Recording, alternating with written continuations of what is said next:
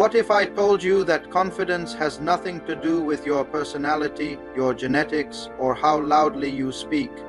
That unshakable confidence is actually a predictable science, a system that anyone can learn and master. Today, we're going to unlock the secret science they never taught you in school. Chapter 1, The Confidence Code, It's Not What You Think. What if everything you've been told about confidence is a lie? What if it has nothing to do with being the loudest person in the room or being born with some magical extroverted gene? The hidden science reveals a stunning truth. Confidence is not a personality trait. It is a skill, and just like any skill, like playing the guitar or learning a language, it can be systematically learned, practiced, and mastered. This chapter shatters the myth. We've been waiting to feel confident before we take action. We look at confident people and think they have something we lack. But the secret, the real code, is that confidence is the result of action, not the prerequisite. It's the direct product of proven competence. When you know deep in your bones that you can handle what comes your way, that is unshakable confidence. It's not about eliminating fear. It's about knowing you can act effectively even when fear is present. The code is broken. The power is now in your hands to build it, piece by piece, your key learning. Confidence isn't a gift you're born with. It's a reward you earn through courageous action. Stop waiting to feel ready. Start building the proof. Chapter 2, The Neurobiology of Belief. Rewiring your brain for confidence. Have you ever wondered where confidence actually lives in your body? It's not just in your mind. It's in the very physical structure of your brain. This chapter takes us into the laboratory of our own neurology. Every time you think a thought or perform an action, you strengthen a neural pathway. The pathways you use most become thick, insulated, automatic, like a well-worn trail in a forest. Right now, you have strong pathways for self-doubt, for hesitation. But here's the revolutionary part. You can grow new ones. This is called neuroplasticity. Your brain is not fixed. By consciously feeding your brain new evidence, by taking small, brave actions, you begin to carve new trails. You physically build the circuits of confidence. Every time you speak up, try something new, or handle a difficult conversation, you are sending a signal to your brain, I am capable, and your brain responds by wiring itself to believe it. You are literally, biologically building a new identity. Your key learning, your brain is a construction site, not a museum. You are the chief architect. Every brave thought and action is a brick in the foundation of your unshakable confidence. Chapter 3, The Action Before Feeling Principle. Breaking the motivation myth. We have all been trapped by the same cycle. We wait to feel motivated before we act. We wait to feel confident before we step onto the stage. This chapter exposes this as the ultimate trap. The hidden science shows that the emotional state you desire, confidence, motivation, courage, always follows the action, not the other way around. Think of it like a rocket ship. Motivation isn't the fuel that launches the rocket. Action is. Motivation is the beautiful, fiery trail that appears after you've launched. The 5-second rule is a perfect example. The moment you have an instinct to act on a goal, you count backwards 5 minus for minus 3 minus 2 minus 1 and physically move. This interrupts your brain's habit of overthinking and sabotaging you. You act before your feelings have a chance to talk you out of it, and what follows? The feeling of confidence and control you were waiting for. You break the spell, you learn that you can control your actions, and your feelings will eventually catch up. Your key learning: stop being a passenger in your own emotional car. Get into the driver's seat. Your actions are the steering wheel. Drive first, and the feeling of confidence will follow as your passenger. Chapter 4, The Competence Loop. Building evidence for your unshakable self. How do you build a confidence that is bulletproof, that can withstand failure and criticism? The answer is not positive thinking, it's proof. This chapter introduces the most powerful engine for confidence. The competence loop. It's a simple, self-reinforcing cycle. It starts with a small, brave action, something just outside your comfort zone. You then acknowledge the result. You did it. You survived. You took one step.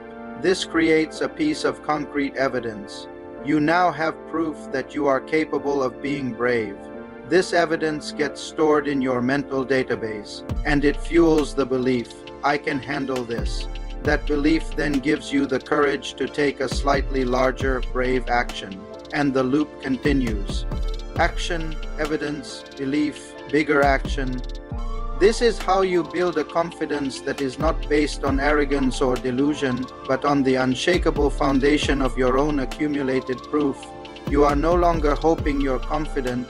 You are building a resume of bravery that nobody can ever take away from you. Your key learning, unshakable confidence, is a library, and you are the librarian. Every small brave action is a new book of evidence on the shelf. The more evidence you collect, the more unshakable you become. Chapter 5, Body Language, How Your Physiology Shapes Your Psychology. Here's a revolutionary thought. Your body doesn't just express your confidence, it actually creates it. This chapter reveals the powerful feedback loop between your physiology and your psychology. When you feel powerless, you make yourself small, slouched shoulders, downcast eyes. But when you adopt powerful, expansive postures for just 2 minutes, what Harvard researcher Amy Cuddy calls power poses, your body chemistry actually changes. Testosterone increases, cortisol decreases. You literally become biologically more confident. Your brain looks at your body and thinks, I must be in charge here. This is not about faking it. It's about using your body as the ultimate tool to hack your brain. Stand like a superhero and you'll start feeling like one. Your key learning, your body is the steering wheel for your emotions. Don't just wait to feel confident to act confident first, and the feeling will have no choice but to follow. Chapter 6, The Voice in Your Head, Silencing the Inner Critic for Good. That voice in your head that says you are not good enough or what if you fail. That is not the truth, that's just a thought, and thoughts are not commands. This chapter gives you the ultimate tool for dealing with your inner critic, cognitive diffusion. Instead of fighting the thought or believing it, you learn to see it for what it is, just words passing through your mind. You can thank your mind for the unhelpful comment and choose to act according to your values anyway. When the voice says, you're going to embarrass yourself, you can respond with, thanks mind for trying to protect me, I'm doing this anyway. This creates a profound shift from being controlled by your thoughts to being the observer of your thoughts. Your key learning, you are the sky, not the weather. The critical thoughts are just passing clouds. Your true self is the vast, unchanging awareness that can watch them come and go without being defined by them. Chapter 7, Fear Setting, How to Walk Through Anxiety Instead of Running Away. What if the way to conquer fear wasn't to avoid it, but to stare directly into its eyes? This chapter introduces fear setting, a powerful practice popularized by Tim Ferriss. Most of our fears are vague monsters lurking in the shadows. Fear setting drags them into the light. You systematically write down, what is the worst case scenario? How could you prevent it? If it happened, how could you repair the damage? And what might be the benefits of an attempt or a partial success? When you do this, you realize two things. First, the worst case is usually survivable. Second, and more importantly, you create a contingency plan. This doesn't eliminate fear, but it makes it manageable. It transforms fear from a stop sign into a caution sign. Your key learning. Fear is often just uncertainty in disguise. The most powerful antidote to fear is not courage, but clarity. Define the monster, and you drain it of its power. Chapter 8, The Resilience Reservoir, Bouncing Back Stronger Every Time. Unshakable confidence isn't about never getting knocked down. It's about how quickly and strongly you get back up. This chapter shows you how to build a resilience reservoir, a deep well of strength you can draw from in difficult times. The key is cognitive reframing, learning to see setbacks not as failures, but as data. Every fall teaches you something about the path. When something doesn't go as planned, instead of thinking, I am a failure, you ask, what did this teach me? This transforms your relationship with adversity. You stop seeing yourself as a victim of circumstances and start seeing yourself as a scientist conducting experiments. Each failure is just another result that gets you closer to the ultimate breakthrough. Your key learning resilience isn't a trait you're born with. It's a skill you build by falling in love with the process of learning. The most confident people are simply those who have failed more and learned more. Chapter 9, Social Confidence, the art of connection without needing approval. Have you ever walked into a room full of people and immediately felt your confidence shrink? You start worrying about what they think, whether they like you, if you're saying the right thing. This chapter reveals the fundamental flaw in that approach. You are looking for external validation to fuel your internal confidence. True social confidence flips the script. It's not about being interesting. It's about being interested. When you shift your focus from how am I being perceived to what can I learn about this person, or how can I add value here, a magical thing happens. The pressure vanishes, you become present, curious, and genuinely engaged. People are drawn to that energy. You stop performing and start connecting. Confidence in social settings isn't about being the star. It's about being a catalyst for genuine interaction. Your key learning social confidence isn't about getting approval. It's about forgetting you need it.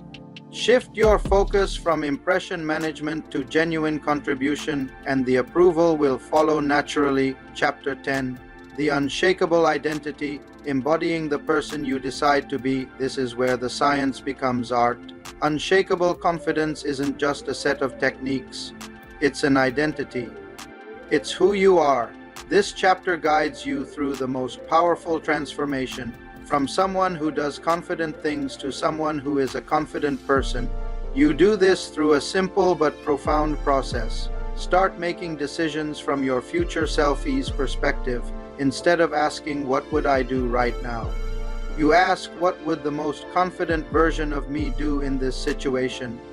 And then you do that thing.